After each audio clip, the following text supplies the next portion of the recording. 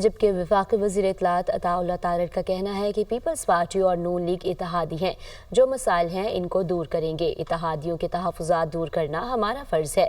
वज़ीर आज़म शहबाज शरीफ की क़यादत में मुल्क तरक्की की राह पर गामज़न है। वफाक जो भी मनसूबा शुरू करेगा इत्तेहादियों के साथ मुशावरत करेंगे। पीपल्स पार्टी हमारी इत्तेहादी है, तमाम मामलात पर इनसे मुशावरत होगी। टोबा टेक्सिंग में मीडिया से गुफ्तगू करते हुए इनका कहना था कि मईशत की बेहतरी का सिलसिला जारी रहेगा, पाकिस्तान तरक्की करेगा। केनाल्स मामले पर सियासत नहीं होनी चाहिए। केनाल्स मामले को इफ़हाम व तफ़हीम के साथ हल करना है। इत्तेहाद का तकाजा है कि इस मामले को मिल बैठ कर हल करें। PTI में आपस में तकसीम है, एक दूसरे से लड़ रहे हैं। PTI से बातचीत का सिलसिला नजर नहीं आ रहा। भारतीय सहाफ़ी और PTI वालों को आर्मी चीफ के बयान से तकलीफ हुई।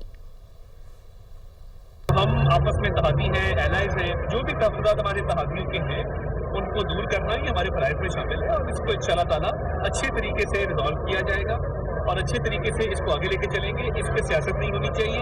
एक टीम वर्क है जिसमें मियां शहबाज शरीफ साहब ने भरपूर एक फोकस के साथ और इसमें नासिर मुनीर साहब का, SIFC का और इदारों का बड़ा किरदार है कि इस टीम वर्क के नतीजे में मुल्क की मईशत न सिर्फ बहाल हुई, इस इत्तेहाद का तकाजा ये है कि हम मिल बैठ के टेबल पे बैठ के इस चीज़ पे बात करें अफ़हाम व तफ़हीम के साथ और मैं समझता हूँ कि मामला फहमी के साथ इस मामले को हल करना है। ये जो सियासत PTI कर रही है आपस में धड़ों में तकसीम है। मुज़ाकरात वाला जब था ना टाइम और एक कमेटी बनी थी उससे उन्होंने राह फरार इख्तियार की।